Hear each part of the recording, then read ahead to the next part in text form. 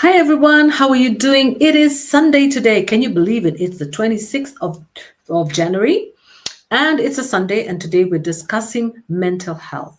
My name is African Queen Mo, and I'm coming to you from the beautiful city of Nairobi. How are you guys? How's everybody today? Hope you had a nice day. Today it's been wet and rainy here in Nairobi.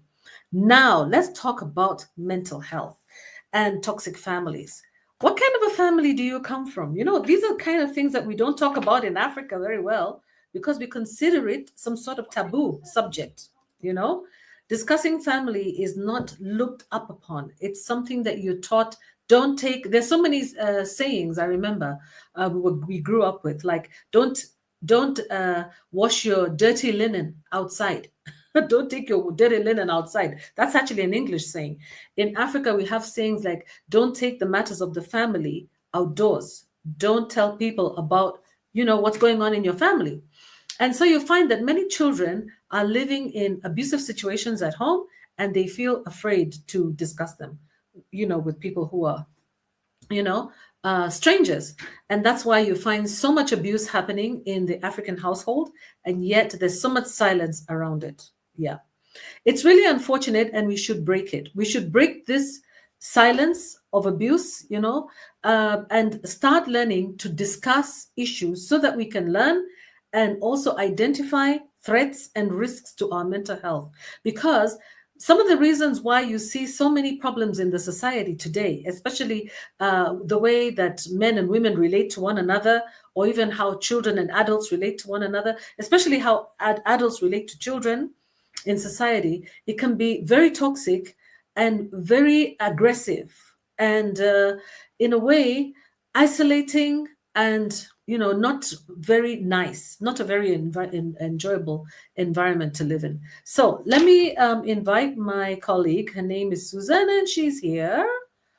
Karibu, Susan. Welcome to the show. Hello, everybody. Looking forward to the discussion. Yeah, Susan, so nice to have you on board. Today's Sunday. We're giving you an extra. We decided that on Sundays we have to discuss mental health issues because they're important, aren't they, Susan? They're so important, yeah? Yes, So the indeed. question, yeah, they're so important, and yet, we don't really discuss them. And yet they're the ones that either make or break you. That's basically it. Either they make you or they break you. And so it's not easy because most of us, I could say, I would probably think 90% of people, okay, have been through some sort of traumatic incident, and they're suffering from some sort of PTSD, either from a relationship they had at home with their family or from a colleague at work who probably was a victim of toxic family background, or from work, from school, being bullied, or just relating with people, having difficult time relating with people. And especially even on the internet, you can see how people are bullying each other on the internet. Many people come from toxic families. How do you know if you've come from a toxic family? How do you know that? The one way to know is to look at other families. That's the first thing. Like if you engage with other people, you see that they're running maybe towards their mom and their dad, if they have a mom and dad. Majority of people do. If you're running towards your mom and dad and giving them a hug and you're comfortable with them, or you're chatting freely with them, and then you see them chatting freely with their parents, and you yourself have an estranged feeling. You don't feel that you can be free with your mother or your father or your sister. You know very well that there's a problem. There's a difference. There's a difference. It becomes even more, can we say, can it be more visible, when you outside of your country. If you are a diasporan and you're living like in the UK or the US, and let's say you have a friend who's from your country and they have their parent visiting them. When you see what their parent carries for them, or the fact that they even visit them, or the fact that they come to see them, or the way that they relate to them, and you think about whether your parent would do that for you, you just know, uh-uh, there's something a bit off over here. And unfortunately, most of us get to realize when we're adults that we were living in a toxic environment. when we were adults, after going through university, after all that. Because when you're young, you don't have time to reflect, or you're not even allowed to reflect, because some families are such that they don't even allow you to be an individual. Yeah, you have to be enmeshed in there as one of them, and you are not allowed to show your individuality, and that's part of the toxicity of families. Susan, do you have anything to say about that? While I sort out my microphone here, this my microphone is misbehaving again. Okay. Yeah, it's definitely a subject we've all interacted with at some stage in our lives and in different spaces. It could be in the workplace, it could be even institutions that you, I think even in church, you can experience a toxic relationship, or any religious organization, and even in families, or even within an intimate partner relationship, be it in the context of a marriage, or in the context of, people who are in a relationship with one another, and even friends. You could have friends who, or people, let me call them people you associate with, who you may realize later on are quite toxic. For instance, if you have a friendship where you cannot meet, when you're having, say, a function, you cannot invite that particular person to this function, and yet it's a friend of yours, you need to ask yourself several questions, because you may have noticed in previous times when you invited all your friends together, maybe that person spent their time sulking, or behaving in a way that was dampening the mood of everybody at the party. So yeah, I think we've all experienced it, and it's good for us to really be able to identify them early and find out how we're going to handle it.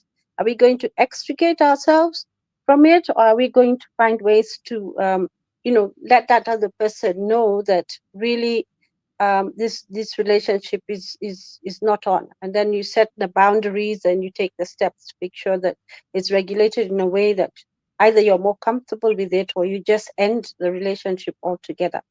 Mm-hmm. There could be relationships where at the end of whenever you were that person, you're so exhausted by the end of the day, because of the mind games and the tricks and the manipulation and the lies even, and the blaming, the put downs, just making it, you so uncomfortable all the time, and making you, even doubt yourself, your own, just, undermining your confidence. Whenever you're with that person, you're so in that state where, you're just being oppressed continuously. Mm-hmm. And Mm-hmm. when you get home, and when you part company with that person, you feel so exhausted. I mean, you need to look into that, because that's not definitely not a healthy relationship. I was just Mm-hmm. looking at some definitions here, maybe just to help with what a toxic relationship is. And basically, it's one that consistently harms your emotional and mental health. One that consistently harms your emotional and mental health.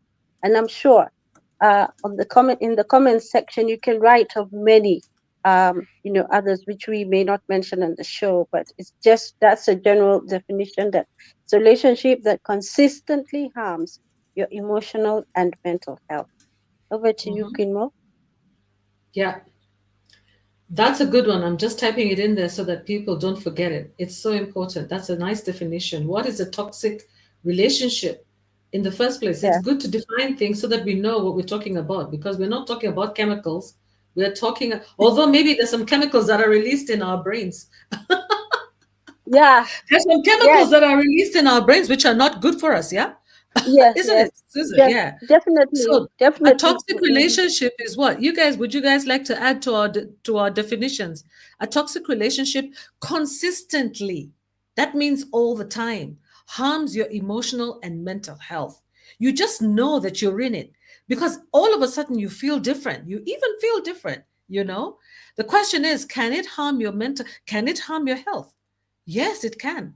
It can harm your health. It can actually give you blood pressure. You can actually end up feeling like you're getting your heart rate goes up. Yeah. And many other problems happen to you. So basically, toxic relationships, basically there are 8 types, and they drain your happiness, apparently, there is one, the controlling partner. Let's say in a relationship, maybe male to female, right? This is spouses. When you talk about family, let's talk with the spouses, okay? Let's say, or partnership. You have a partner who's so controlling, they're jealous, yeah? They're so jealous and possessive, and they don't want you to interact with other people. Another thing, so by doing that, then they isolate you. They isolate you from your friends, from your family, yeah? And they're constantly monitoring to see what you're up to. Where are you? And they they can come across as people who are like paying attention to you, but they're really not. Really, all they're doing is like keeping tabs to see how you're doing. Maybe they're sending you messages, love notes, social media. They're going through your phone, checking your emails, that kind of thing. So that is, one type of toxicity, control, This manipulation, guilting you out, mhm, and saying, like, emotional blackmail, like, oh, yeah, now you're gonna go and start a job far away from me, and I'll never see you, and now we're not gonna have time together. So what's gonna look? Maybe you've been looking for this job for so long, and all of a sudden, the only job that's available to you is actually in another city or another state or another country. Yeah. And here's your spouse telling you, manipulating you, making you feel guilty about doing that. Or maybe you need to spend more time, maybe with a family member who's not well or something. Then they're manipulating you, guilt tripping you, controlling you all the time. And they're criticizing you, controlling you financially, even making you feel as if you're overspending, checking to see what you spent all your money on. By the way, this I've got a story about this one, yeah. Before I get it, that these are the controlling people. These people are like, for example, I have a friend. I'll say that she's from West Africa. These two friends of mine, in fact, there were two. They were both doing the same thing. They both had West African husbands. One of them from Ghana, one of them from Nigeria, and they were both, one of them was American, the other one was Nigerian. And what we would do, the three of us, three musketeers in the US, we would go shopping. When they have all these wonderful sales, and maybe, you're looking at your kitchen and you're saying, oh my God, I need some new pots. And there are all these pots on sale. There's all these things on sale. And I was a single mom then with a little child, and those two ladies were married. So guess what they used to do? My store used to be the place where they actually dumped their stuff. So we go shopping, and then everybody puts their things in my store, in my house. You know where you put the shoes underneath there? That's why all the pots and pans and all the kitchenware and all the new clothes were kept by these two women. I was a single mom, so I was a safe one. And then they would remove them one by one and take them to their houses, as if they went shopping on one day and just picked one item, and another day, because they had these controlling spouses that were monitoring every single dollar that they were using. And I remember, I learned a lot from my married friends. I love my married friends, and their husbands were good people. They were not bad people, but I didn't understand their internal relationship with their husbands, because that is when, as a single mom, I used to say, wow, if I decide to buy it, because when I buy my stuff, I start using them immediately. And meanwhile, we're buying stuff with them and they're using them 3 months down the line. Seriously, I mean, those things would stay in my house for that long. Yeah. So you see, this control behavior is ridiculous, wanting to control yeah, you as an adult. Imagine being controlled as an adult by your partner. A lot of women and men get controlled by their partners. And in some cases, it's not even the man. Some cases, it's also the woman. The woman wants to know, where are you going? Why are you going? Why do you have to go with them? Why aren't you going with me? Why can't you send someone there? I just want to get up and go to the shops and get myself a newspaper. Why can't you tell them to deliver it? Why do you have to go there? That is serious yeah, control and manipulation from women. Women do this a lot to men, by the way, and they keep them as a way to isolate men. Many women, many wives, what they do is that they isolate their husbands from their friends too. And it's a big problem because they feel manipulated. They manipulate their husbands. They make them feel guilty about having to spend time with other men, which is yeah, ridiculous because, by the way, this is one of the ways that men need to continue having friends. They need to have Yeah. friends who are not you as a woman. They need to maybe charge up the batteries and just be boys. They need to be boys and be guys, and be just the same way we want to spend time with our girls. But if you, for example, um, you're with a spouse who doesn't know how to make friendships, maybe you married a woman who doesn't know how to make friends with other women, you're in trouble as a man, big trouble, because you're going to be that woman's friend, and that woman has 25,000 words and she has to use them on you. Yeah. For sure. I just wanted to jump in there and talk about the control issue. In some countries, yeah, coercive control has been recognized as an offense, and it's punishable by law. And usually it's recognized as being an offense in the context of an intimate partner relationship or between spouses.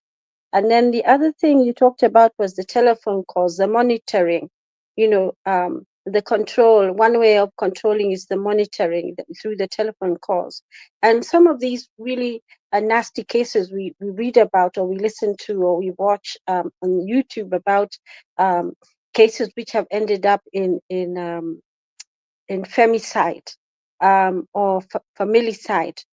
There's been a history perhaps of the spouse, the controlling spouse, to make calls all the time, to just call. I remember watching one, and said there were up to 200 calls a day.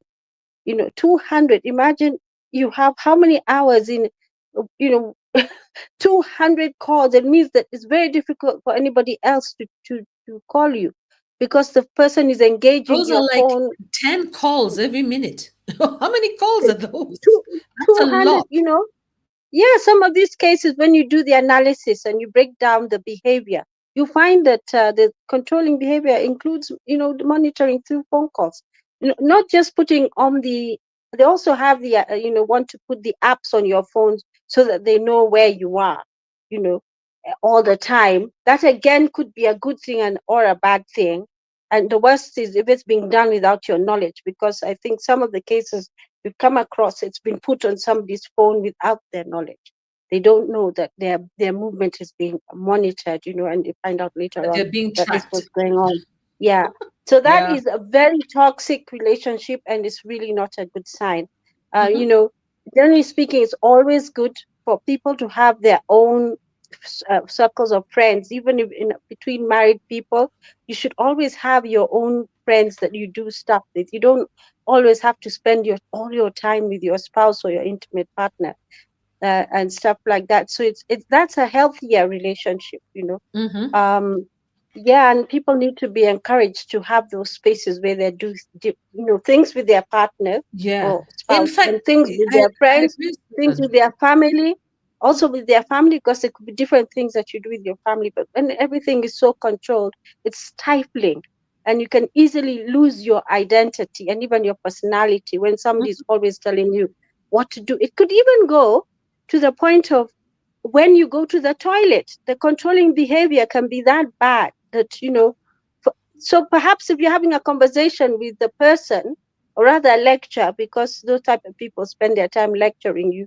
Mhm. you can't even go to the toilet. You have to be, asked to be excused, and sometimes they will not even allow it, because you have they have to finish what they're saying.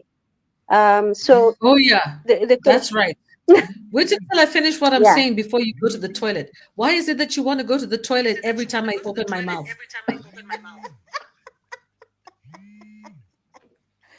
Yeah, Oh, God.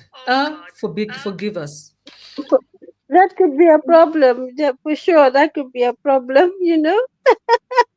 So I the don't even controlling know. behavior is definitely very, very toxic. It takes various extremes, even interfering with your office work. Yeah. It's time to go Hmm. home, say, and you've asked, say your partner, your husband, or your intimate partner, to give you a few minutes, and according to them, the time for working is from 9 to 5, but sometimes in the office you can be delayed, and Hmm. they get angry, and so even your office workers are afraid of that person's behavior. So Yeah. Controlling behavior is really it's in all dimensions. It's in all areas. It has various extremes, but it's unacceptable in any of them. True. And you know, it kind of comes together with every other problem, like manipulation. Because in order to control someone, you have to manipulate them. You have to guilt trip them, you know? You have to manipulate, and you have to also criticize them, belittle them. In order to control them, you must take away their self-esteem. You must, it's a sort of jealousy. It's a sort of way to make a decision for someone else by controlling them, not allowing them to think for themselves. It's also a risk to them because it's kind of intimidation. So it's all together, that controlling partner. Let's move on to now the narcissistic personality. That's the other one. That's the other type of toxic family relationship. Narcissists, yeah? They believe that, they have these grandiose beliefs about themselves, they self admiration, you know? They have the not just mutual admiration society, they have a self-admiration society going on right there, in and of their minds.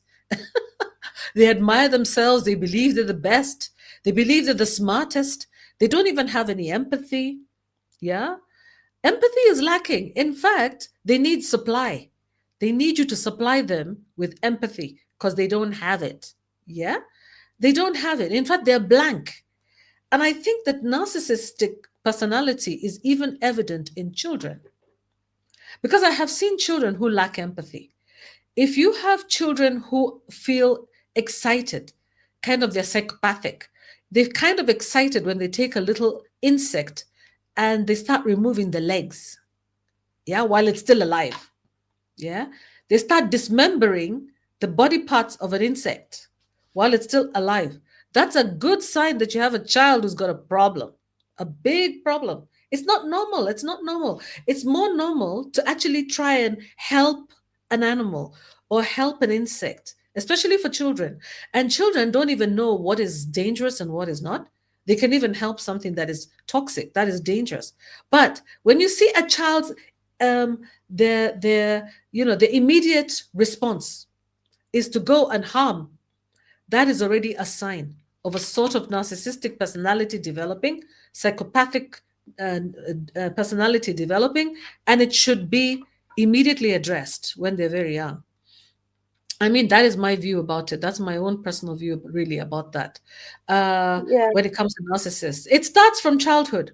It starts from selfishness, selfish children, children who are very self centered, children who think that they're smartest in the class, that they're the best, you know. And then when they grow up, they believe they're the best in the office. They believe that they're always in competition, always competing. Yeah. And they have no empathy. Even if for the new person who's coming on board, they'll make sure they'll even sabotage. They'll sabotage you at work. Make sure that you cannot catch up with them because it's all about themselves. They admire themselves. Yeah. And so it's all it's also a sort of type of control because they also exploit you. They take you on some sort of emotional roller coaster. They think they can switch you on and off like a light bulb. They confuse you, and because one minute they're praising you, the next minute they're criticizing you, and the next minute they're not even emotionally available when you're hurt. So you're on an emotional roller coaster. And these are the people, one of the ways to identify such things, such relationships, are people who break up and make up all the time. They're constantly on a breakup, makeup roller coaster. And it's not because sometimes it can happen maybe because they're young and they're inexperienced. But when you get people who are in their 30s, 40s playing this makeup breakup thing, people who are in relationships, even with their spouses, one minute they're together, the next minute they're separated, then they come back together, they separate, they come back together, separate. It could be a sort of narcissism, narcissism, actually. They violate boundaries. They don't even know your boundaries. They can invade your privacy. They come into your room without knocking on the door. Yeah, they get into your emails. They ask you questions that are very personal. And basically, they love conflict. They love it when people are in conflict with one another and they start fights. These narcissists, they start fights. I know narcissists very well because I'm exposed to a lot of them. Yeah. And Fia is saying studies have shown that narcissistic moms tend to mold narcissistic sons. Oh my God. And then they become narcissist husbands. Oh my goodness. How scary. And I think it's true. And narcissistic moms are actually really toxic towards their daughters too. Let me play you a video just before Susan says something. Susan, keep whatever is you have in your mind. You know how to do things, put them on the parking lot, and then take a look at this video. I want to share with you this thing that I saw here about narcissistic mothers. I hope you'll be able to see it. Let me share my screen with you. Here, play it. Through your life, and as you are having your Hold own on. Let me personal start. yes, narcissistic mothers are extremely jealous of their children and oftentimes their daughters. If your mother can't stand you, it is absolutely because you Can't have all hear. of the that she does not, You cannot hear? likely including You cannot hear, empathy, Susan? emotional It intelligence. started again, if you don't mind. Okay. Are Let me view it. extremely jealous of their Now? children and oftentimes their daughters. If your mother can't stand you, it is absolutely because you have all of the qualities that she does not, likely including empathy, emotional intelligence, that you are kind and caring and supportive of other people. And she does not have those qualities. So she very likely resents you for it. And narcissists get worse with age. So as you're moving through your life and as you are having your own personal successes and your, independence as an adult yourself, they are going to get worse and worse if you decide to stay in contact with them. With narcissistic mothers in particular, I highly recommend extremely low contact or no contact, just cutting them out. They love to make your life miserable. Yes, narcissistic mothers are extremely jealous of their children and oftentimes their daughters. If your mother can't stand you, it is absolutely because you have all of the qualities that she does not, likely including empathy, emotional intelligence, that you are kind and caring and supportive of other people. And she does not have those qualities. So she very likely resents you. All right. I think that is easily identifiable. That Sorry. yeah, I think that's easily identifiable.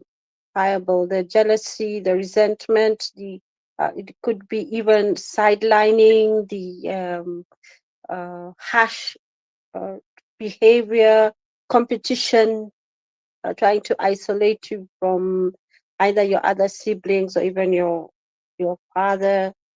We've seen those type of cases. It's sad to hear, when you said that they raise a narcissistic sons, because that's awful. That behavior could be perpetuating itself, and it's such a terrible behavior for any relationship to have to put up with. You know, I watched a video where it said where everything is about them. Everything is about them. So when you have like a function, and uh, not now I'm talking about in the broader sense of maybe a narcissistic family member or something like that. Where if the party is not about them, they make sure they'll sabotage it in one way or the other. So people's attention is now drawn to them, as opposed to the birthday person or the subject of that party. As long as it's not about them, they'll make sure that everybody is miserable. In fact, I think there was plenty of videos on in the internet about how they mess up Christmases and the family gathering, and they just make everything so terrible for everybody. And people even have exit plans of how to exit from the family gathering. Before you leave your house and you're going, let's say, to a family gathering, and there's this narcissistic personality there, and you have a plan that when it gets here, it's time to leave. So they have a way of coming there and leaving, when they've had enough of the that toxic behavior.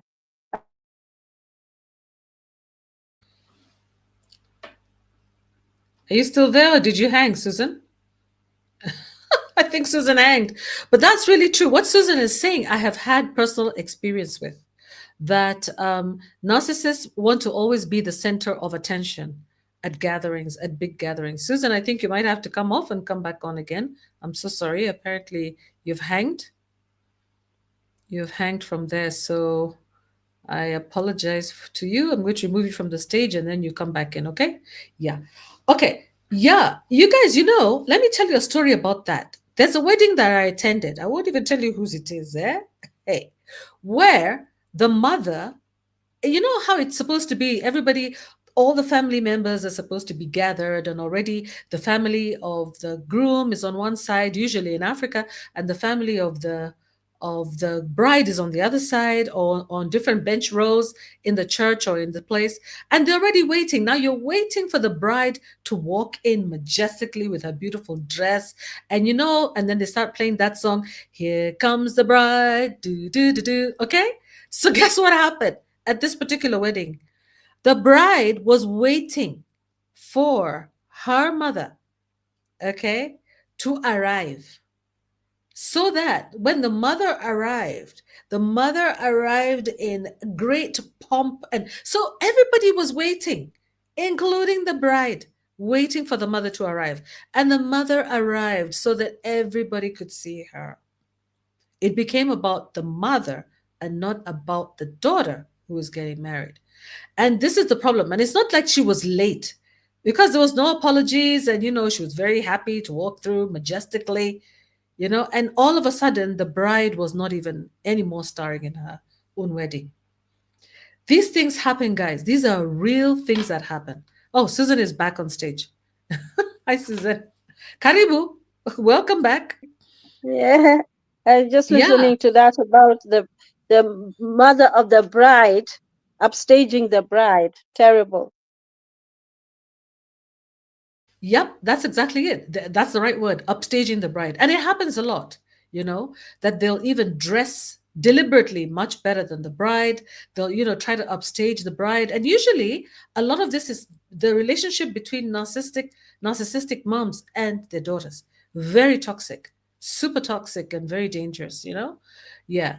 So let's talk about other types of personality, you know. So we have the narcissist. We described the narcissist already. Okay, they're very self-centered. They take you on an emotional roller coaster. One minute they're crying, the next minute they're happy. You can't even tell. It's a mix between. It's almost a mix. Sometimes it can be confused for bipolar disorder. This narcissistic. Then we have this one they call themselves the energy vampire. Yeah, or emotional vampire. They literally drain you. Do you guys have any friends or relatives who literally, when you're around them, you're exhausted? They leave you drained of any energy. They take everything from you. They ask you so many questions. They want your undivided attention. They're emotionally dependent on you to fulfill their emotional needs. So they're constantly complaining, asking for your advice, not able to make any decisions without you. Usually they don't even have any bound. It's always negative. They focus on issues, problems constantly. And so every time that they talk to you, it's negativity. I'll tell you what, for me, sometimes I feel I can be an energy vampire.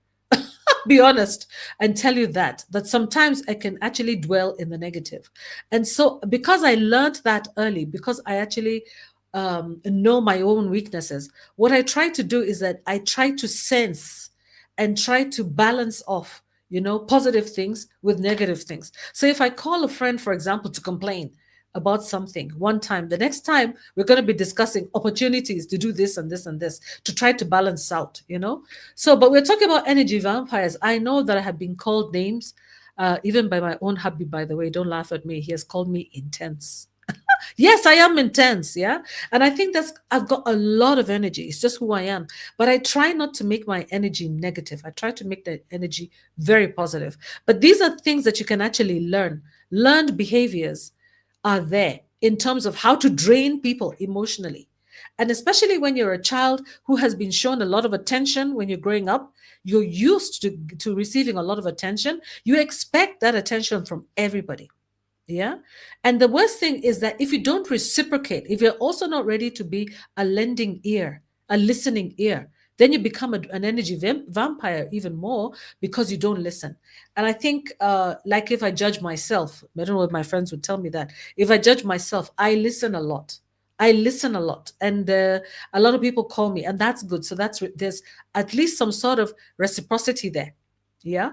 But it's good not to have very many. If you have a draining conversation with someone, then also, if you drain someone, allow them to also drain themselves back on you. You know, like what I mean? Like, let it be balanced.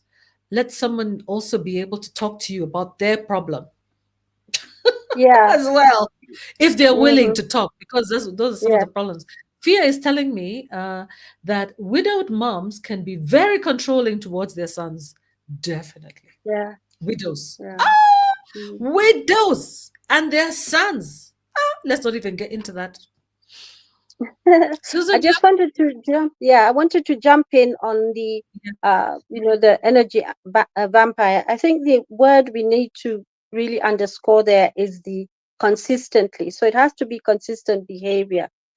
So if you are sufficiently self-aware to realize actually that your conversation is draining people, and you stop it and you change or chop and change, and you have like the positive conversations in between, the not so, you know, so that you're not draining the other person. I think that puts you in not so much in that category of being an energy vampire. And again, you talked about communication. It's really important, you know, to to be able to listen and to allow people to express themselves in a conversation, to complete the conversation. I don't know whether you've ever had a conversation with somebody, and when you're trying to explain something, they jump in and then they start talking about something completely different, and then they stop the conversation. So you're not able to develop what you're saying, because there's a reason why you started talking about that subject with somebody, and then they find something else and they go off into another tangent, and whatever it is you wanted to share with them or say, it goes unsaid, because they will leave after having distracted the conversation completely, and diverted it. And in fact, that type of that is not healthy, because we all need to learn, and this is to everybody. We all need to learn when to listen and when to allow people to complete what they're saying. They could be telling you something really important, and for instance, they might be discussing an experience with illness, and so you're talking about it, and then they say a bird, a beautiful bird, and they distract the conversation. So everybody starts talking about the bird, and this person is trying to tell you how, the doctor said, and I have to go for further surgery, and maybe I have to do ABCD or whatever, and you start talking about other things in the conversation, and unless you're very conscious, and somebody around the table who's listening to the conversation is really keen on hearing the conclusion of that matter, that issue that person is talking about might just get lost. And it could be a very important issue. And somewhere down the line, they're actually in hospital, and they say, well, you never told us this, but they can't really tell you, actually, I was trying to tell you about this. Then you start talking about birds and the traffic and something else which was inconsequential. So let us all be uh, careful. In fact, they say it's a form of narcissism when you distract, or you change the conversation, and Yeah. you're tired of listening to what that person is saying, and so you change it, so the attention is removed from the person who's talking about this maybe serious matter. So let's be more conscious, because I think that's a good way to show your friendship, to allow people to finish what they're saying, because for some people it's not so easy to talk about some things, and if you distract them, they will not bring up that topic again, Mhm.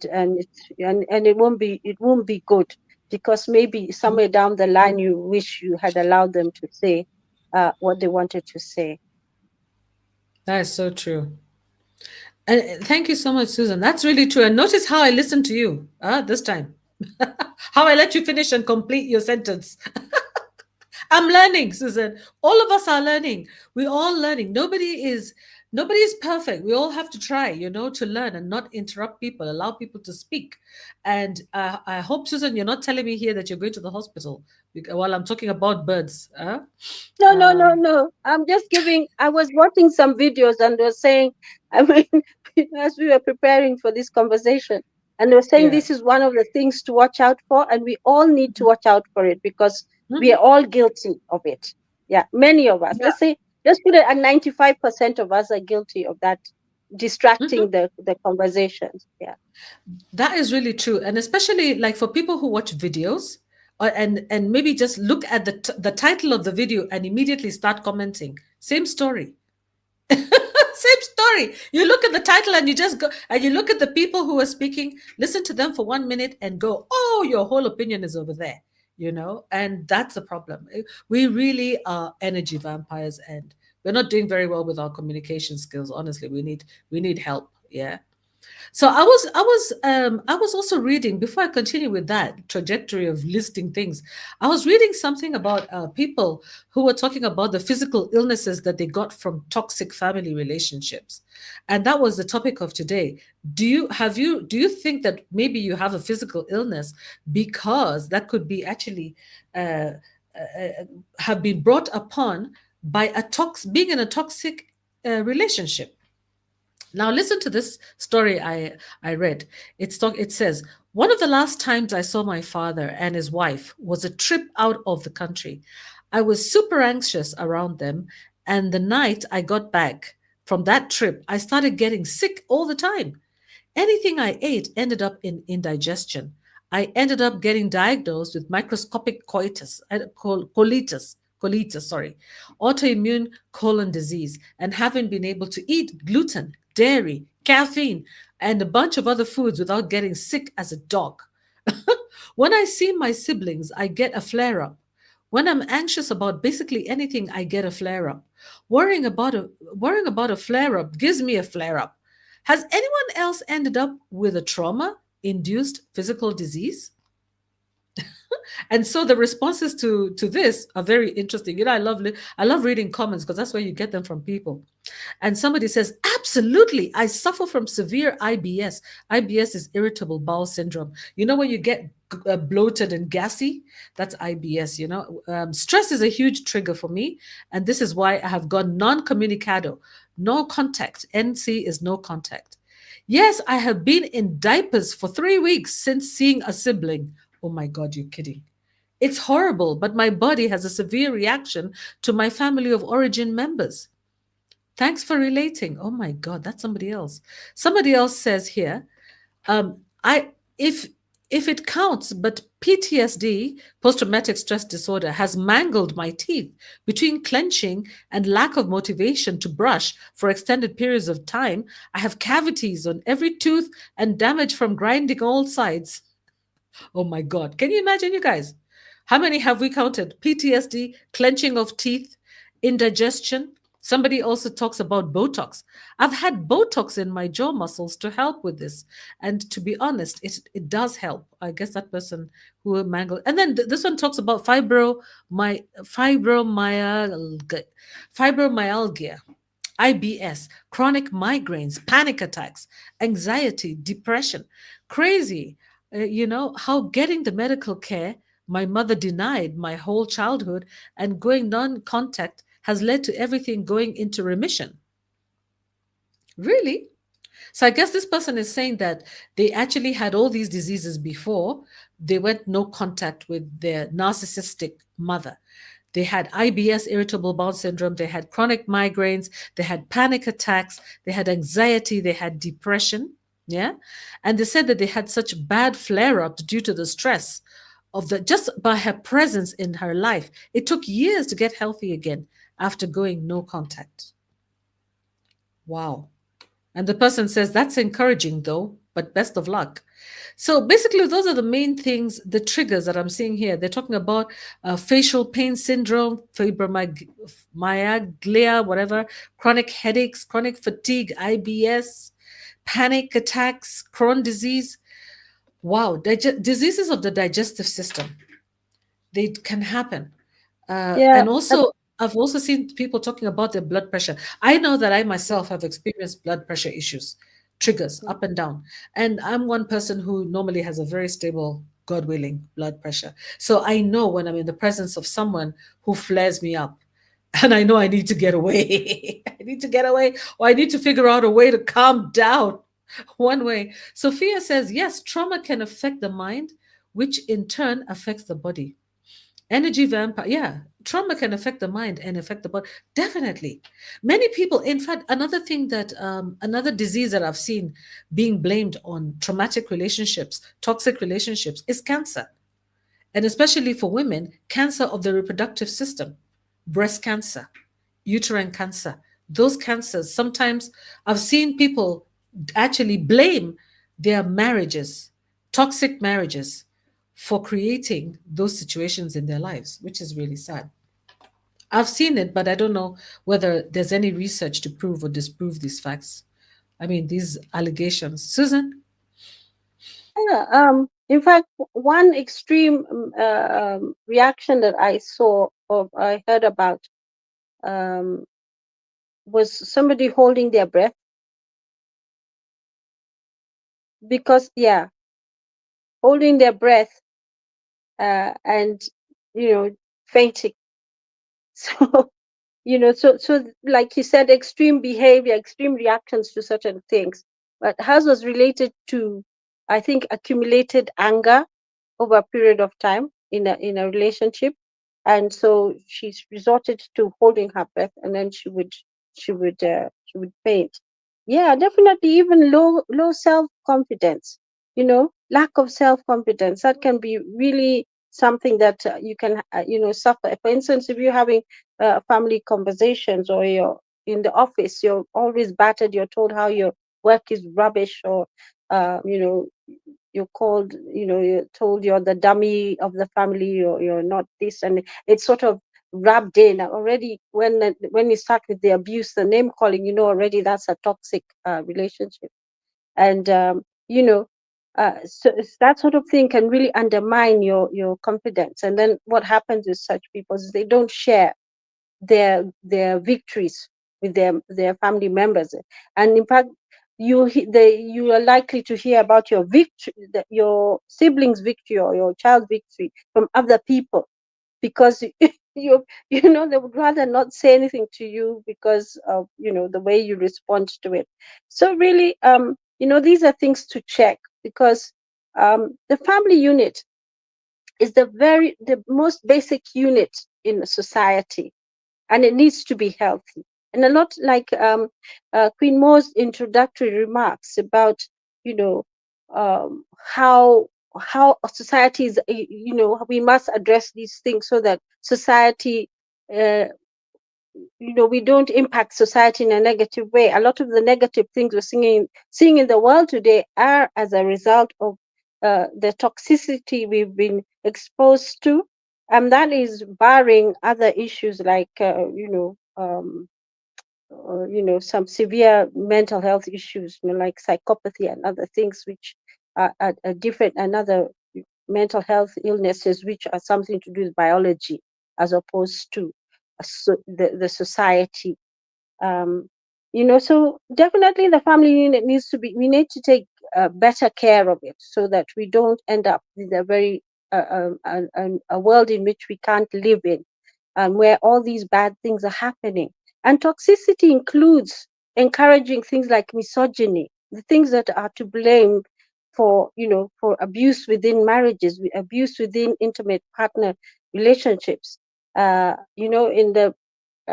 our previous video, we were talking about some of the drivers of violence, or gender-based violence, and it's just completely, you can lump them all together and say this is toxic behavior, because it's so poisonous. It's causing harm, which is emotional and mental, and in fact even physical. And sometimes that's the end of it. As a result of the extreme of it, is the end of life. Yeah, so let's take care of our family unit, and this is a very important conversation that we are having, because when you get ill, you are not also able to take care of your family as you should. and also not able to perform as you should. If you're having migraines and you have to keep rushing to hospital or taking medication or seeking absence from work because of that, if you're having anxiety attacks, it means you're not even able to function in places where you have to have you have to be very confident. So it undermines your ability to perform your responsibilities. If you're having high blood pressure as a result, you have to take medicine, and you need to have checkups. Your diet changes. Your behavior has to change too. If you're suffering from post-traumatic stress disorder, that is, the people around you may not understand your behavior, but it's because you have, been exposed to such toxic behavior at home, that you're not able to respond in a normal way to a certain situation. For instance, to the boss yelling at you or something like that, or um, even when you have the answer, you're not able to speak, to talk about it. You're not able to answer or respond with confidence, because you at home you're not allowed to say anything. If you even try to make a suggestion, say about how, let's say, you're between you and your spouse, you're trying to build a house, and whatever you say is knocked down. Whatever you say is knocked down, and maybe you're threatened, and you're told, you're embarrassing me in front of the children, you're embarrassing me in front of, because maybe you said, why don't we put this idea or whatever, and so you get used to not speaking up about what you know. So the knowledge is in your head, the ideas are good, but you're not able to express them. The clenching of teeth, you can imagine the dental work you need to have. And I actually know of a case like this, where the lady they found that she was grinding her teeth in her sleep. And so that is very real. Depression is something, I think, once it sets in, is very difficult to regulate. You can't, once it's something, you have to take the medicines, you have to keep watching. So you're put in a position where, because that it has been triggered, you have to now manage it. um, Mm-hmm. so toxic relationships are responsible for a lot of damage, at the individual and even at the family level. Oh yeah. Oh yeah. They really are responsible for a lot. A whole lot. And we don't even really understand how much, we don't even understand how much, because it's a lot. It's bad. It's bad. And people not keeping their boundaries. So for example, you get married and there's your mother, or your toxic mother, or your narcissist mother, or your toxic father, getting in the way of your relationship, always wanting to know what's going on, that you're not even able to keep boundaries, and then that also goes to workplaces. There's no boundaries in workplaces. It's a problem.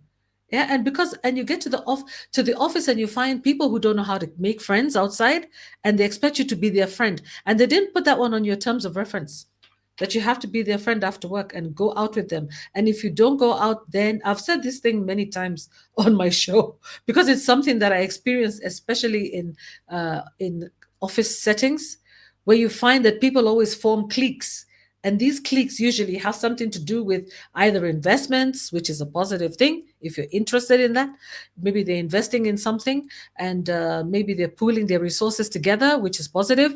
Or there's another clique of going out over the weekends, over holidays. Or there's another clique that meets every single day after work. But maybe you're a parent, you don't have the time. You cannot even afford the money to go out clubbing, having a good time all the time.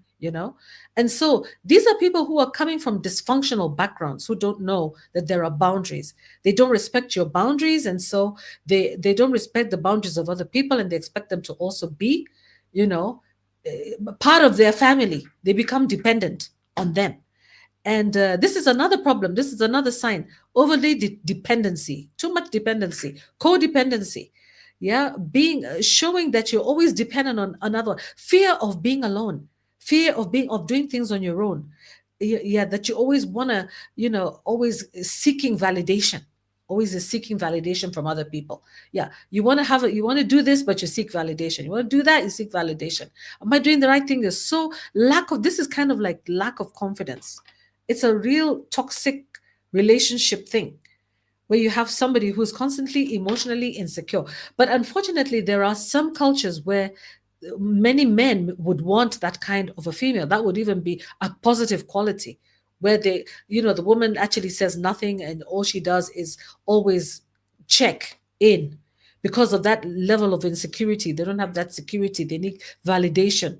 Yeah. So what it does is that eventually, though, it works against the person, because that person doesn't actually, the person who's overly dependent on the other one doesn't grow.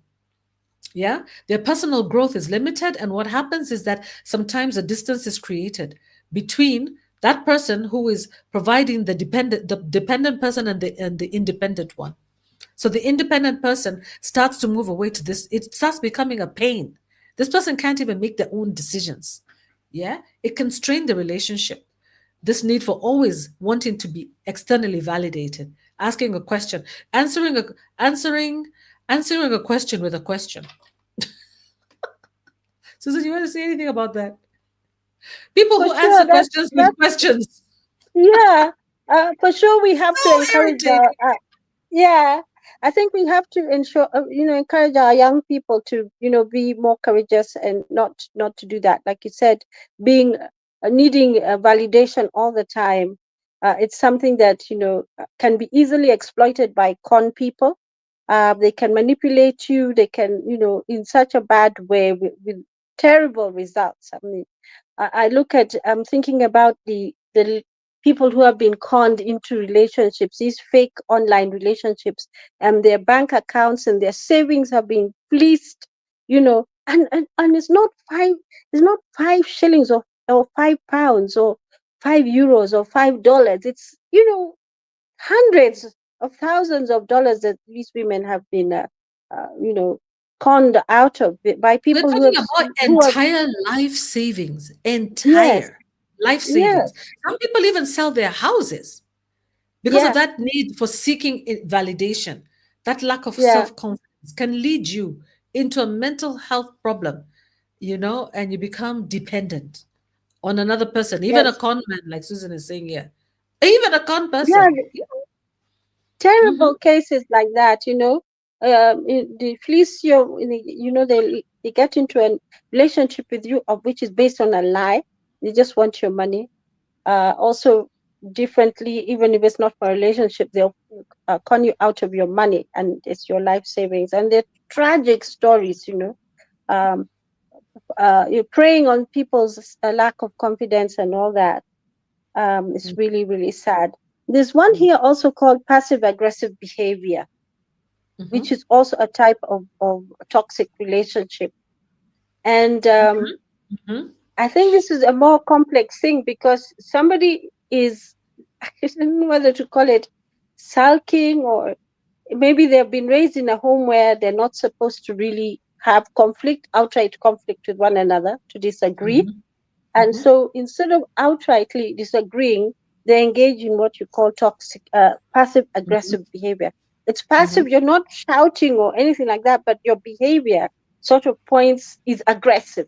So it's, yeah, and so what it does, it makes people around you just walk on eggshells all the time Mm-hmm. because you don't know what you're going to do or say that's Mm-hmm. going to trigger this behavior because it's floating there, it's nebulous. You can just see this, this from the way the person is behaving.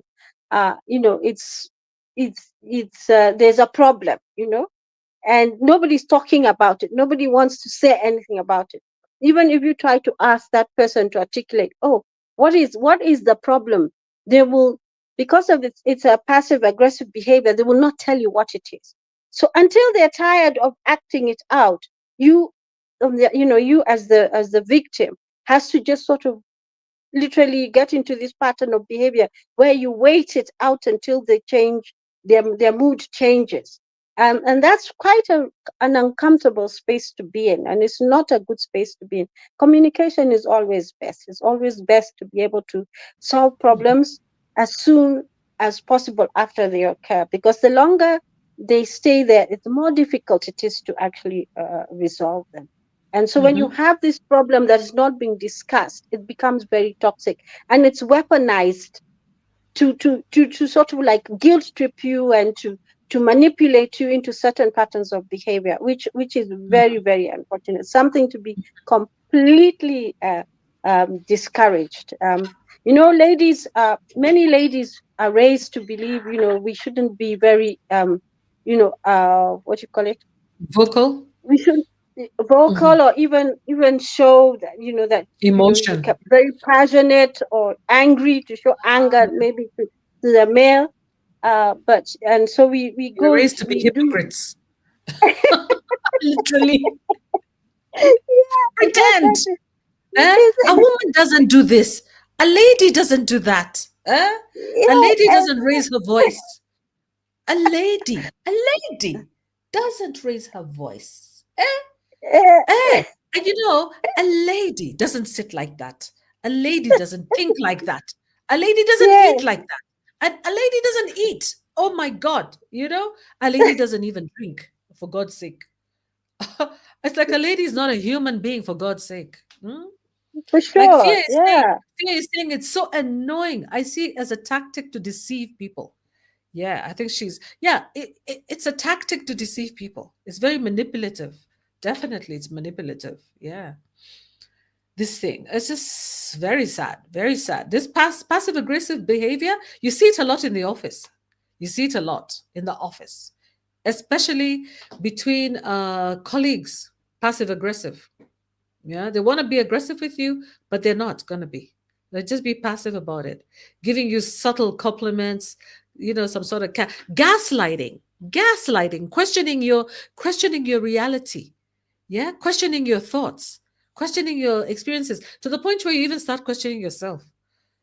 People who are always gaslighting you, yeah? They make you question yourself. They make you, oh my God, really? Is that what I said? Is that what I meant? Really? Yeah. And then others like to exploit you for being kind.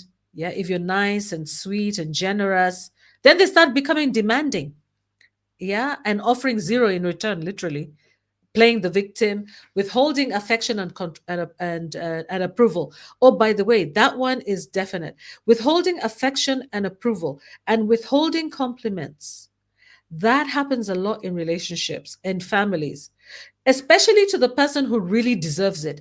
And the person who doesn't even deserve it is the one that gets the approval and the affection and the compliments and the, empathy and the love and the attention. And the person who doesn't, the person who really works the hardest, is being manipulated.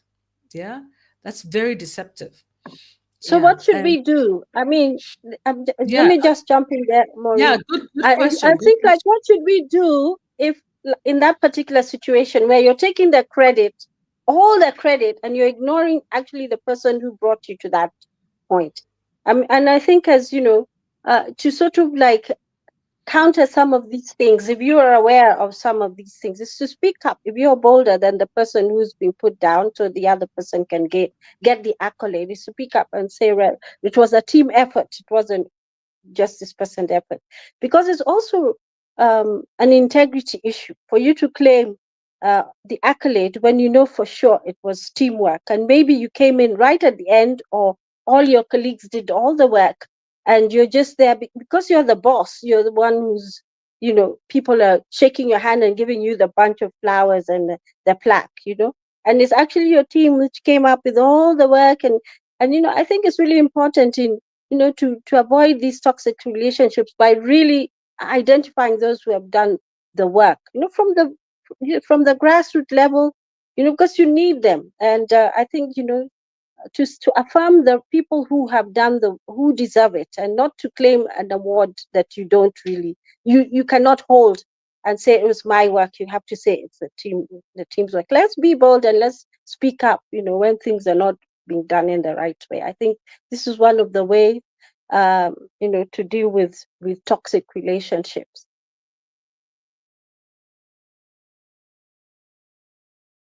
Toxic relationships is what most of these Bibles and books of religion talk about. That's why they are hundreds and hundreds of pages long, because the negativity and the toxicity in ourselves is too high. It's too much. We lack the words sometimes to even describe it. Yeah, like for example, people who love to criticize others constantly. They're always looking fault finders. always looking for fault, never appreciating anybody's efforts. That is sick. Can you imagine being, you're coming from a family where, and it happens a lot in families. Let's say somebody in the family believes, let's say it's a child and a parent situation. A child comes with a grade of 90%, and you ask them, why didn't you get 100%? Why didn't you get 99%? The child even comes with 99.9, 99.5%. He says, what about 0.5? Yeah? Constant criticism. You don't even recognize people's efforts. It's one of the most terrible ways. And this is something that can actually affect people's health. It can actually demotivate people. It can create demotivation, kind of people being lax, people getting into alcoholism, they're frustrated. They don't even believe in themselves anymore. Yeah. And you can create people who are very bitter and angry. And on the other flip side, you can also create people who are unrealistic, people who are demanding, unrealistic. And what else do you think? I see you shaking your head, Susan, nodding. I'm nodding because I agree with you. I agree with you. Definitely, those type of scenarios, There are so many people who actually criticize occur. constantly. Happy Oh, they're jump on the terrible. criticism. Never say Oh, they're thank terrible. you. Yeah, Always yeah, criticizing. And then focusing on your weaknesses. Whereas you may have so always. many other strengths. A person may have so many strengths, but you focus on that one weakness. Let me give you one example. Elon Yeah. Musk. Elon Musk. Elon Musk just got excited and did this. Whoa! From then, the media is in a frenzy. He's a Nazi. He's a this. He's a that. Just because he held his hand up doesn't matter that so many other people, including Mrs. Clinton, Hillary Clinton has done that same salute. Michelle Obama has also done the same thing. Me, African Queen Mo, has done this 1,000 times. In fact, who is that sportsman? There's a sportsman who has this thing that does that. What's his name? I am sure you know who he is, you guys. Who is that? Who is that sportsman that likes to like lift up his hand up like that? Bolt. You know? Bolt. Huh? Bolt. Yes, Hussein Bolt. Hussein Bolt. Am I shouting? Sorry, I didn't mean to be You shouting. saying Bolt? Hussein Bolt has been doing Uh, this. Are you telling me the guy has been an Nazi all this time and we didn't know? Hussein Bolt. I think we better keep looking at this. Just this time I have to defend Elon Musk because this is crazy. This is crazy. the lack of support, I think, over criticism is always, it's always a wrong way to deal with things because it's a very pessimistic view and it's really downgrading and depressing and oppressive mentally. And it's a habit that really needs to stop because we all want to live in a society where we can interact with one another. So I think increasing our self-awareness of how we are interacting with people and the type of things we say and share, Mhm. trying to figure out, is that the right thing to say, how have they responded to it, because you really don't want to be the one dampening a relationship and for people to be afraid of, when you walk into the room, they're like, oh no, here comes doom. Here comes here, In oh many no, we African don't want households, you know what happens when the father comes in the door? Everybody goes scrambling because you know he's going to criticize. He's going to come in with criticism. What have you people been doing all day? Eh? You're just sitting there watching TV all day. You've been doing your homework from morning, you have cleaned, you have cooked, you have done. What have you people been doing all day? I remember that question from my own dad. What have you people been doing all day? we all got, we all got we all got that. So being overcritical is really not a very good idea, and it's And a we, very by the time toxic. he comes, the Yeah, house is neater than it's ever been. You know, his chair yeah, is there. You know, his food is cooked. What have you people, what have you people been doing it's all day? That is one, my late wonderful dad, wonderful, great dad. Although he would just say, it just came naturally to him. I think it's all of us. Like you said, all of us, we've been asked the same question. What have you people, and the other thing is people who employ house helps in Africa, especially. You employ a house help, and then you tell her, actually, there's no work in this house. To be honest, there's no work. I'm just employing you because I can do all this job myself, but just because I don't have the time, I've decided to employ you so that you just come and help me. But to be honest, there's nothing to be done in this house. And in fact, when they're there, they're working, and you just say, "What has this one been doing all day?" You have children in the house, they have cooked, they have cleaned the house, they've done everything. But your question is, what have they been doing all day? All that money that you pay them at the end of the month, where does it go? What is it for? In fact, it's a big waste of my time. It's a big waste of my money. Yeah, it's unfortunate There's to put nothing that down. demoralizes people than that kind of Mm, criticism. oh yeah, oh yeah. And the other thing is the lack of support when you don't support one another. Um, that can be Yeah. very toxic, where Mhm. you expect support from, on the one hand, you expect support and you don't give it at all. So whenever you say the husband is doing something, he has the office meetings, the fundraisers, the this, the that, the this, the that, the many functions and stuff, the wife gives support. But whenever the wife has something that she's doing in her office or whatever, he never Yeah, turns that's up. true. You Hmm. know stuff like that. She needs to raise funds. She's part of a church group that needs to raise funds, or she needs to go for a retreat somewhere, and there's no support that's been given. That is also a very, very toxic, because as Queen Mo said earlier, relationships are reciprocal. There's got to be some give and take, and that's a healthy relationship. Not the same thing, but not necessarily the same thing, but something that shows that it's an interdependent relationship, and you're able to support and complement one another. That's another area of toxicity that needs to be addressed. Yeah. Yeah. And um it's true. It has to be complementary, and it has to be supportive. And not all problems can be solved with money. Not everything. It doesn't mean that every time you dish out money, that is your support. What do you mean I haven't supported you? Did I not give you money? Did you ask me for money the other day? Did I not give it to you? Eh? What do you mean? What do you want from me? What do you want from me? What do you expect? What kind of support do you want? I want your time, honey. I just need time. I need time to talk to you. You're not available. I'm not available. When am I going to get money? When am I going to go to work and bring money for this house? You want me to sit here and talk to you? Talk to your friends. Here's some money. Go out with your friends. Go out shopping with your friends. I didn't think that this toxic relationship thing is actually going to make me laugh, but actually, it's hilarious if you think about it. It's out of the ignorance of people. They don't understand. The same thing, you throw money at children. Yeah? You decide that you're going to throw money at kids because you don't have time for them. And they're telling you, Mom, we want time with you, or Dad, we want time with you. You're like, what do you mean you want time with me? Did I not buy you burger? You wanted burger. I bought for you.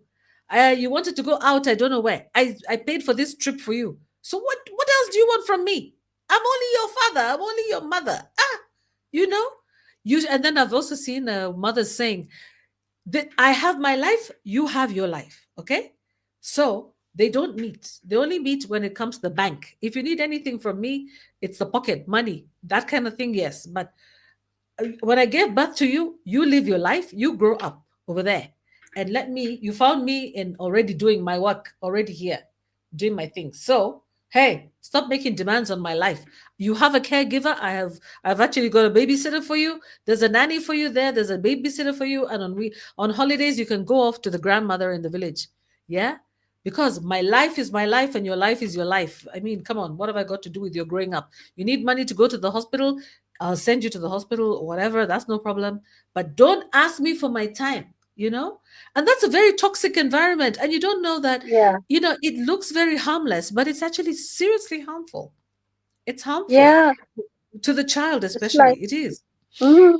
It's like these parents who send their children during holidays to one camp after the other. When the children are on holiday, they don't want the children in their house, so they'll send the child. And I was very surprised when I discovered this. One camp after the other, and the child doesn't end up looking forward to the school holidays, because he or she knows, for one, they'll not spend any time with their family. or with their parents, because they'll go to one camp here, they come back from Mombasa or wherever and come back for stay for 2 days and go off this side. And then if there's a long period, they're shipped off to the grandmother's house for that period. So basically the parents are living their own lives, you know, and I think we can safely say those parents could be somewhat narcissistic because it's all about them. They're not sparing their children anytime.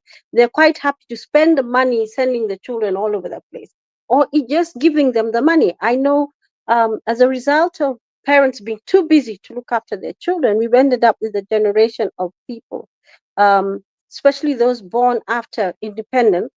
Uh, I'm talking in the context of Kenya, where the children were just being given money and nobody's monitoring what they were doing with the money. So some of those children ended up in drugs and in alcohol and other addictive behaviors, which were so bad because of the absence of the parents. And you can see for sure that relationship is not satisfactory at all, because at the time when the parents were needed most, they were absent. By contrast, you'll hear stories of some parents, despite their being busy, it didn't matter. The instructions in the office were that if my wife or any of my children call, put them through. Doesn't matter which meeting I'm in, I will pick that telephone call.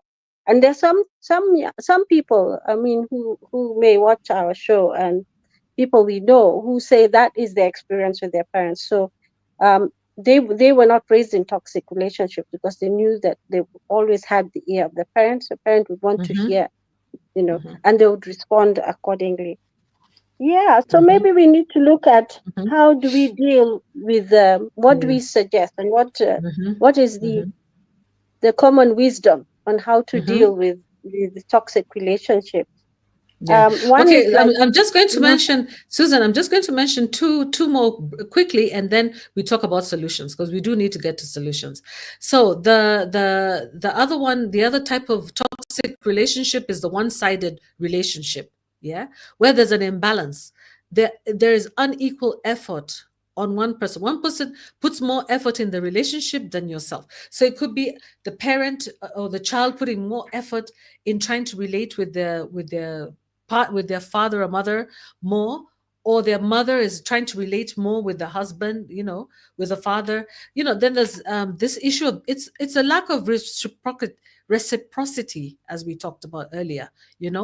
And this it's an unhealthy dynamic. It's an unhealthy way of relating, where one person is putting in so much effort. Like, let's say you're the one who remembers your husband's birthday, you remember everybody's birthdays, you're the one who does all the shopping for gifts and things like that, and the other people don't remember you on your day, on your special day. Yeah. So there's an imbalance, and it also extends to friendships. There's some friends who you can keep inviting to your place and they'll never invite you to theirs. Yeah. Or that kind of thing. Some people don't understand this rule of reciprocity.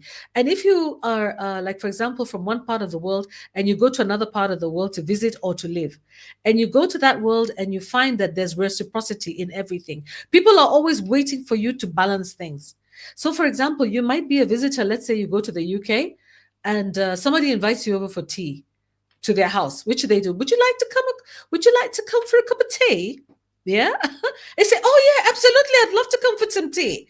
And you go to tea and you're so excited and you're happy. And as a Kenyan, you've carried some fruits and some, some milk, because, we have been taught you don't go to somebody's house without something. So you assume that you have reciprocated. But that person's language of reciprocity is you inviting them back to your home. And then you wonder why they never invited you again. Yeah. It's because you haven't, they're waiting for you to invite them back. And you become that neighbor or that person or that friend who they consider to be unfriendly. So you need to understand people's language. Like in Africa, if you go to visit someone, number one, you don't have to be invited. Yeah, you can just show up, usually, unless you're living in town. You just show up, and as long as you have some shopping on you or some stuff that you've brought, it's like you've come with your own, with a little bit of relief of the burden that you're going to be bringing to this family. So you don't go visiting ever without something in your hand. Yeah. So once you've visited, people will be like, oh my God, we have visitors. Oh no. And then by the end of the day, they're really happy. They're like, oh my God, that was such a fun visit. And that, in that way, we kind of take away each other's loneliness and depression and anxieties and things like that. And you lift up the mood. And just because you brought something with you, that already is reciprocity. Nobody's expecting you to invite them or whatever. But when you go to another culture, you need to understand that their language is different. You can go with a wine bottle. In fact, another thing they expect you to do, go off with a wine bottle. Yeah, if you're going to see someone, go with a wine bottle or something like that. Don't go and know what type of gifts to take. Eh? In some households, you don't take a bottle of milk. You take a glass of wine, a bottle of wine, even if you don't drink. Yeah, that's how it works. I learned the hard way because I don't drink, but I still go around asking. At the wine sellers, I go asking, "What's the good wine here? Which wine is good? How is it? How does this one taste? What is good with the beef? What's good for dinner? If you don't know, you ask. Yeah, you find out. It's very important, also in a family situation, that uh, you teach, or you're willing to learn. If you don't celebrate birthdays, you don't celebrate events, you don't celebrate Christmas, maybe you have different religions in one household, and you don't believe that you should recognize Christmas. Like, for example, you don't believe that you should put up a Christmas tree.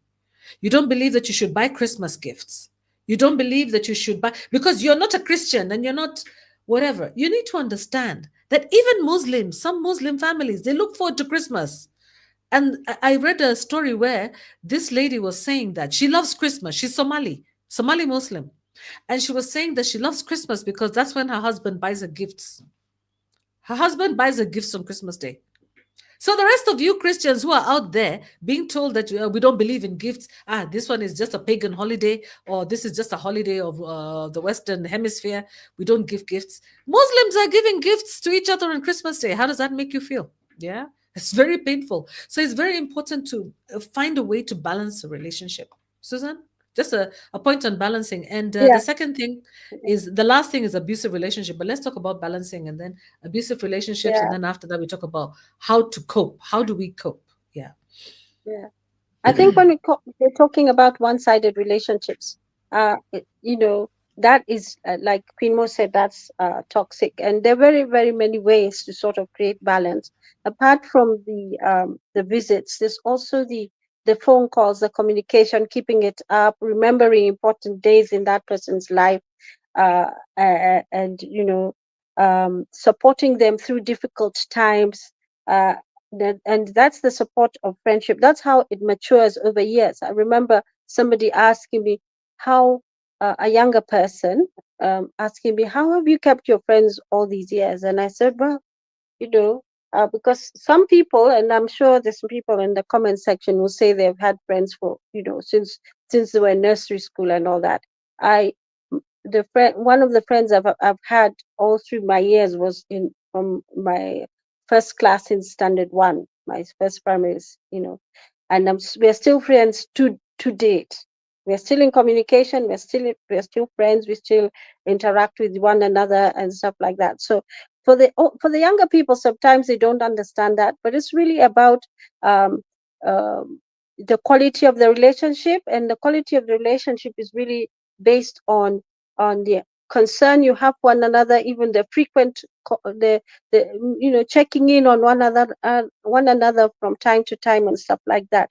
So let's not have one-sided relationships. Let's care more about other people, because we really do need one another.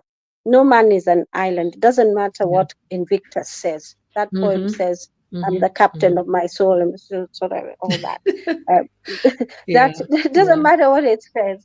Yeah, Yeah. True. True. True. True. like especially when it comes to things to do with birthdays and holidays.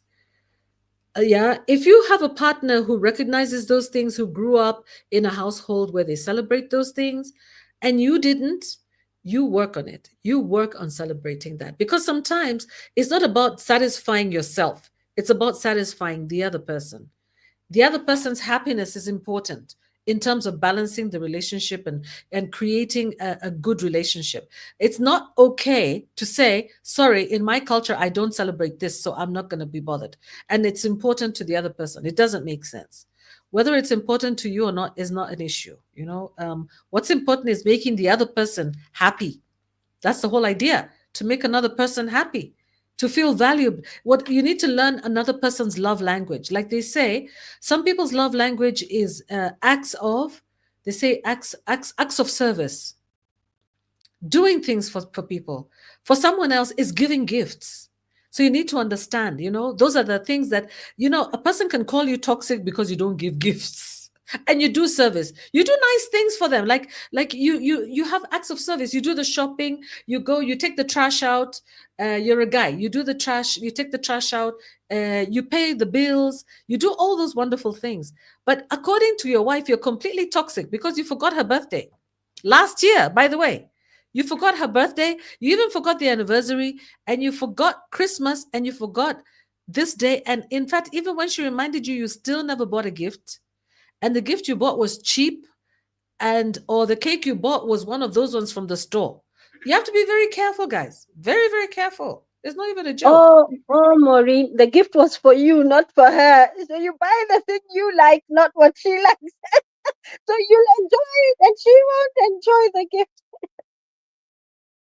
By the way, I have a friend who told me, as I was like, oh my God, what a fantastic gift you got from you mean your husband delivered those to the office? Delivered flowers and cake and what? And you know what she said? She said, oh yeah, but that was just for his self-gratification. I said, what? How can you say that? And she says, well, because when I got home, I left them in the office. And when I got home, he's like, where's the cake? I said, well, I shared it with my colleagues. What do you expect? He said, no, I was expecting, apparently he was expecting her to take the cake back. So next year, what he did, he ordered 2 cakes, one for her and her office colleagues, and one for himself at home to celebrate with her, which he ate most of, by the way. That is the most weird thing. Needless to say, they're not even together anymore anyway. They're not, because you need to come from a point, from a good place. You need to give gifts from a good place, yeah, not from a selfish, self-centered, narcissistic place. Yeah. Okay. And the final type of relationship that we are talking about today is abusive relationship. Completely abusive. Physical abuse, emotional abuse, psychological abuse, sexual abuse, just cycle of violence, abuse, intimidation. There's some people who just believe in physical abuse. They believe that they need to overpower you physically and leave some sort of evidence, yeah, of their injuries on you. And that is a very toxic environment, very toxic relationship. Do you know, even in traditional African society, there was a saying that if a man, there was many people, even in our own traditions, the Kikuyu people, there was a belief that if a woman is not being beaten, she's not loved. Yeah, if a woman is not being physically assaulted, it means that she's not loved. It means that you need to hear from that household something to do with screaming and yelling, shouts from that household. That way you know that that woman is very much loved. Yeah. Why? Because he's paying attention to her. Hey, the ultimate narcissist. That's very narcissistic.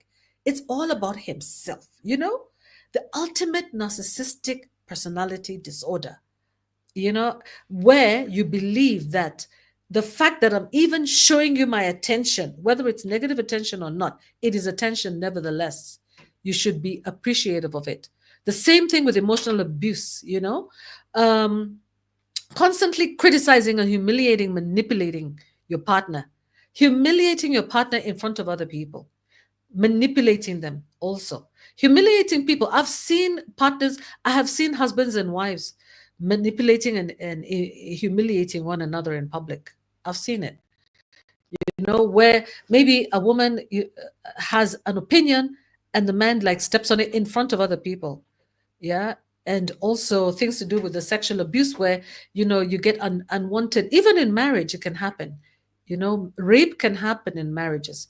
And these are very toxic. So anyway, Now the question is, Susan, unless you have anything else to add, the question is now solutions. But yeah, go ahead. Do you guys have anything to say in the comment section? I'm looking at the comments. I don't see any comments in here. I guess you're all traumatized by the topic, or maybe you're going to watch it afterwards. But let's talk about it. Let's talk about this toxic family relationships and how they can impact on our mental health.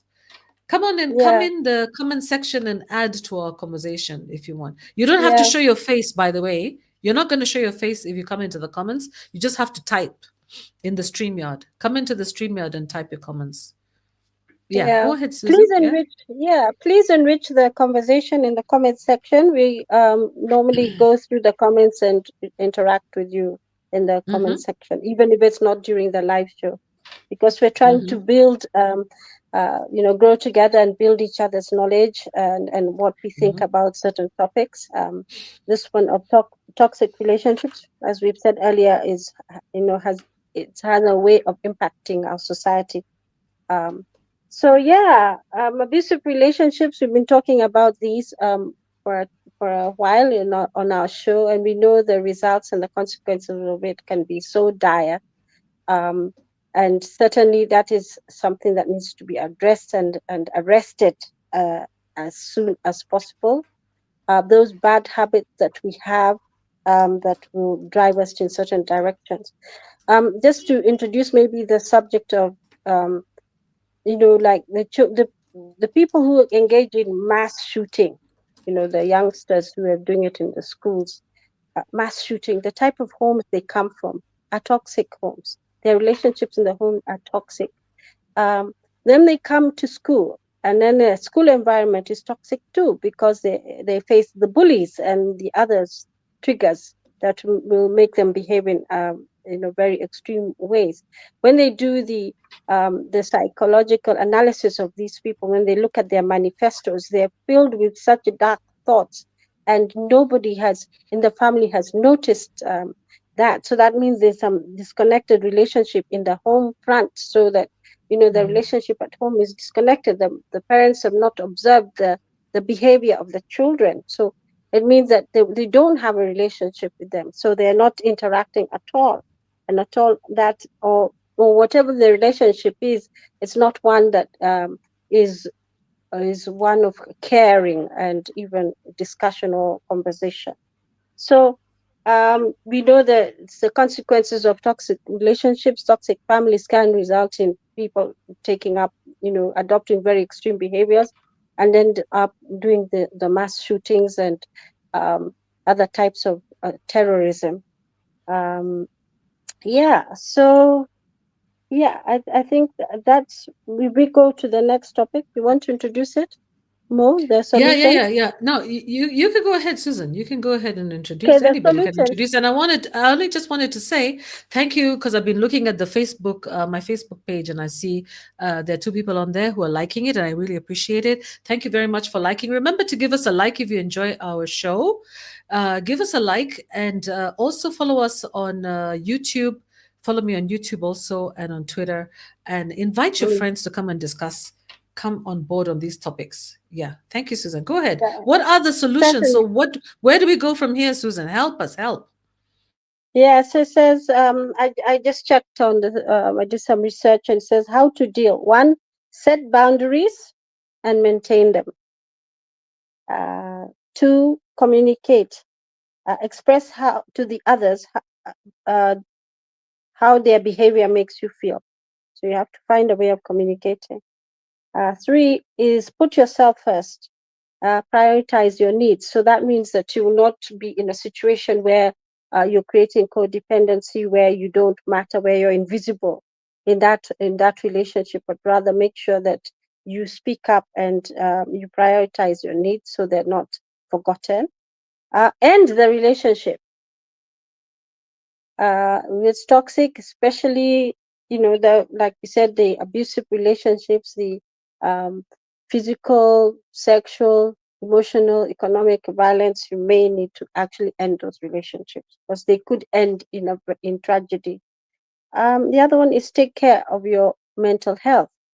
So the first one is, I can see you're typing, set boundaries and maintain them. And the second one is communicate.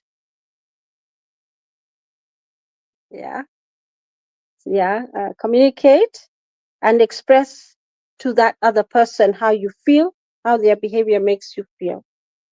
And then third, put yourself first. That's prioritize your needs so you don't get forgotten in that relationship.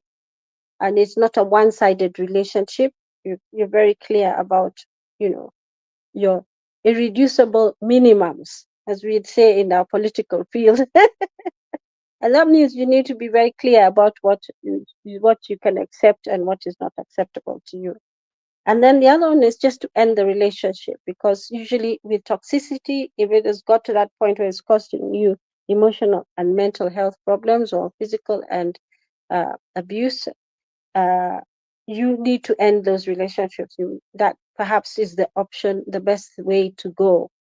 The other one is to take care of your mental health. That seek counseling and get the support that you need.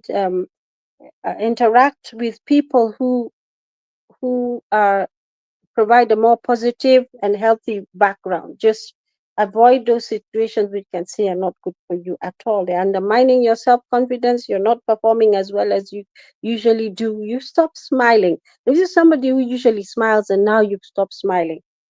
People notice you're completely different type of person. You need to just check in and check on your mental health. See a counselor. There are various places or spaces that you can go to. Practice self-kindness and don't feel guilty. Yeah. So if you do something for yourself, don't feel guilty. Practice self-kindness. Don't allow the put downs to consume you and say, well, I know I can do this. I know I can do this. Just try to understand yourself better and don't allow other people to determine who you are and what you can do.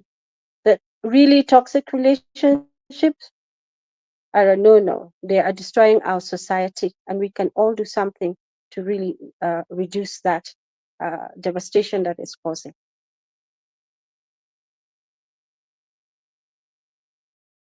You're muted. You're muted. Again, I did it. Thank you, Susan. Those are very good points. Set boundaries. Yeah.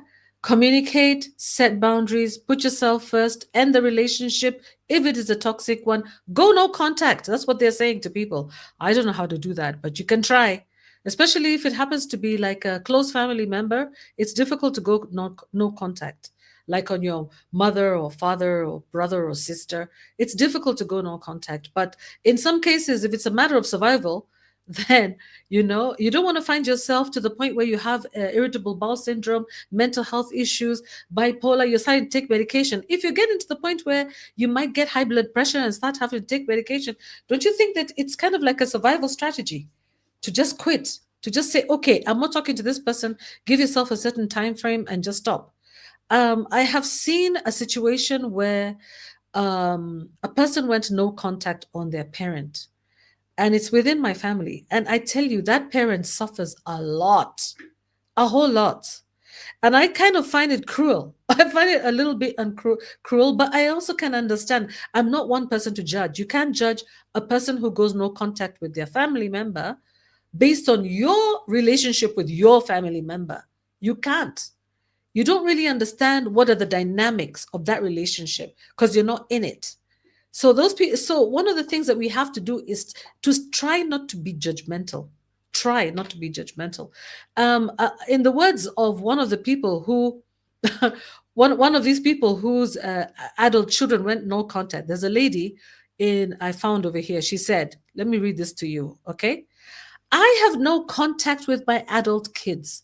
I have BPD, which is bipolar disease, and other issues. My youngest son and I used to have wonderful conversations.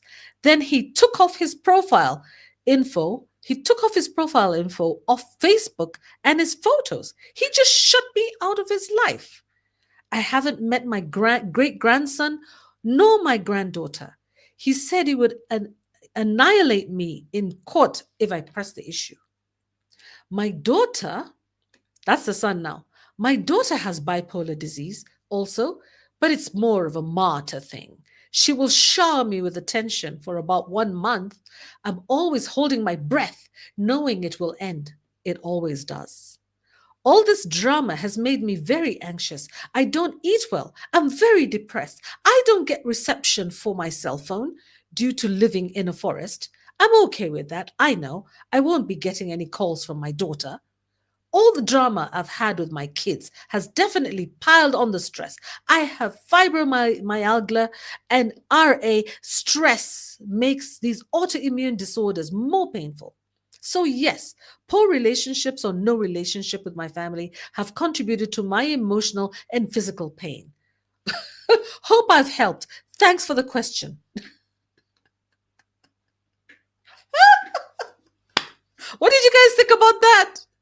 That is a definite narcissist.